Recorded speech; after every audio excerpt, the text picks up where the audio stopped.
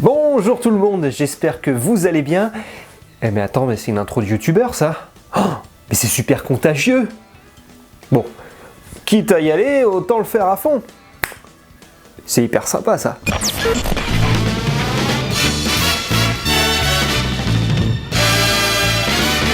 L'info à la loupe. Bon, on va essayer de rattraper notre retard par rapport au dernier numéro. Et oh là là, il y en a des choses à dire. Est-ce qu'on va parler de Covid ?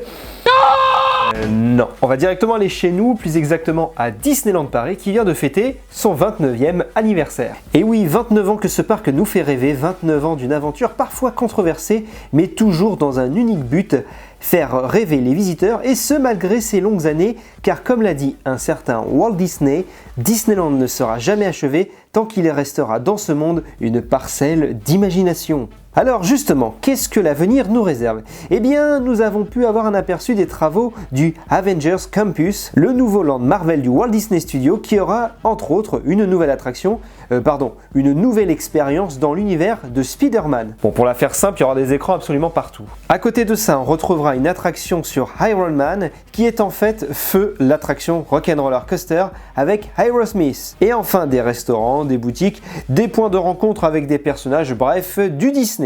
A noter que l'on a pu avoir un aperçu de la future zone car celle-ci s'apprête à ouvrir très prochainement en Californie et oui, c'est beau, oui, ça brille. Donc rendez-vous en 2021. Quand ? Je ne sais pas, faudra déjà que le parc ouvre avant d'ouvrir le land.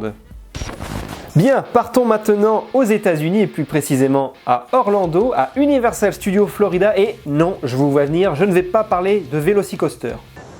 Non mais oh ! Bon d'accord, peut-être un petit peu, mais ce dont je vais vous parler, ce sont 3 infos à la fois. En effet, les parcs Universal ont réouvert leurs portes et le parc floridien en a profité pour faire quelques petits, voire même gros travaux. Le premier, il s'agit simplement de l'ouverture de leurs nouvelles attractions, The Secret Life of Pets of the Leash. Il s'agit d'un parcours scénique, un dark ride comme disent les Américains. Now speaking in French. Et comme vous pouvez le voir, c'est joli, ça bouge dans tous les sens. Mention spéciale à la file d'attente qui est très réussie. Une des spécialités, je trouve, à Universal, de réussir leur file d'attente. Deuxième info, cette fois-ci, c'est sur l'attraction Jurassic World, qui s'est vu ajouter des animatroniques de l'Indominus Rex. Et c'est plutôt impressionnant. On peut en voir un ici, coucou, un autre ajout ici, oh, ouais c'est beau, et ici, oh, impressionnant. Bon d'accord, je vous vois venir, on va parler du Velocicoaster qui se termine petit à petit. Alors pour une fois, je ne vais rien dire car j'en ai déjà beaucoup parlé, mais je vais juste mettre une vidéo avec une musique d'attente téléphonique.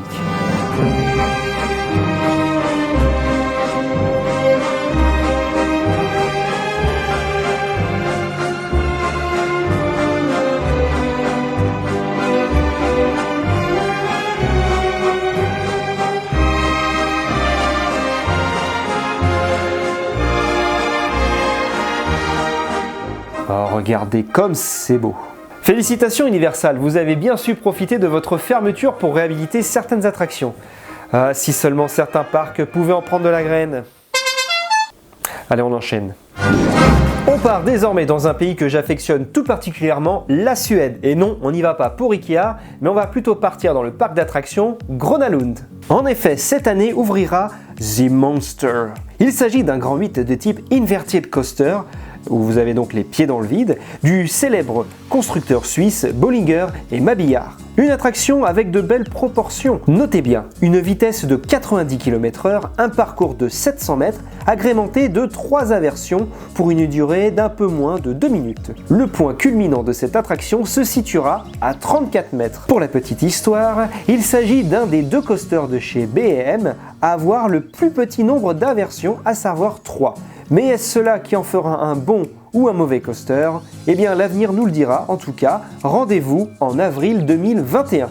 Tiens, petite info, est-ce que vous savez comment on dit monster en suédois ? Bah moi non plus. Waouh, super la transition. Bon, et si on se faisait un petit tour d'actualité très rapide de l'actualité des parcs ? Vous êtes prêts ? Alors... Die Arberken Movie Park Germany continue la construction de son coaster sur le thème du cinéma et oh mon dieu que la file d'attente va être belle.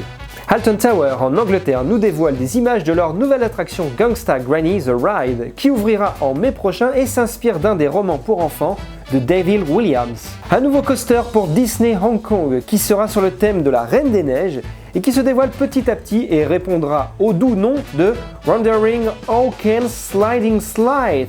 Non, sérieux les gars, faites un effort sur le nom. Des nouvelles images du London Resort viennent d'être dévoilées, ce qui confirme que ça va être encore un parc de dingue. La nouvelle attraction de la mer de sable, Silver Mountain, se dévoile encore un peu plus. Une nouvelle tour de chute a vu le jour en Angleterre au parc Chessington World of Adventures.